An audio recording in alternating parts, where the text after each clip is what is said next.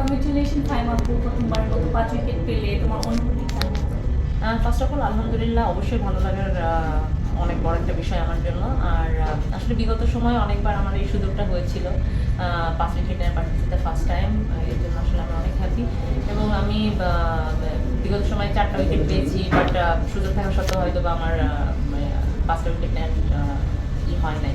But এই সময় আমার অনেক ভালো ভালো লাগছে। এবং আমি আমার জায়গা থেকে বলবো যে আমি যে পাশ থেকে বল করতেছিলাম, আমার প্রথমে বলটা ধরে আমার মনে হয়েছে যে না, আজকে হয়তো বা আমার দিন হতেও পারে, উইকেট টেকিং অপশনটা আমার বেশি ছিল।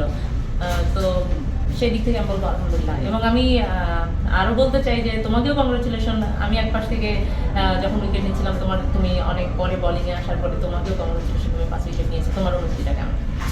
অবশ্যই এটা আমার হচ্ছে মেইডেন 5 উইকেট এবং ফার্স্ট টাইম বাংলাদেশের জন্য বল হাতে আমার বোলিং করা প্রথম উইকেট আমার জন্য অবশ্যই স্পেশাল, সারা জীবন মনে রাখার মতো একটা স্মৃতি বলবো। আর হচ্ছে একটা সময় আমি কিন্তু একটু লেটেই বোলিংয়ে আসি, তখন হচ্ছে হয়তো বা চিন্তা করা ছিল না যে 5 উইকেট পাবো কিনা, কিন্তু I was trying to maintain the process, আর আলহামদুলিল্লাহ রেজাল্ট।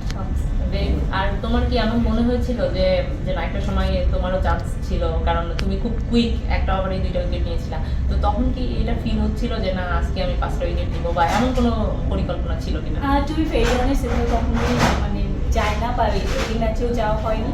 আমি চেষ্টা করছিলাম, আমার কোচ এবার বলছিল উইকেট টু উইকেট বল করবো, একটুকুই প্ল্যান ছিল জাস্ট উইকেটে বোলিং করি, আর আলহামদুলিল্লাহ ওয়াজ সাকসেসফুল। আচ্ছা, মানে তুমি তোমার প্ল্যানটা প্রপারলি এক্সিকিউট করতে পারছো, যাক আলহামদুলিল্লাহ। ধন্যবাদ সবাইকে যারা আমাদের দেখছিলেন এবং আমাদের খেলা দেখছেন এতদিন ধরে।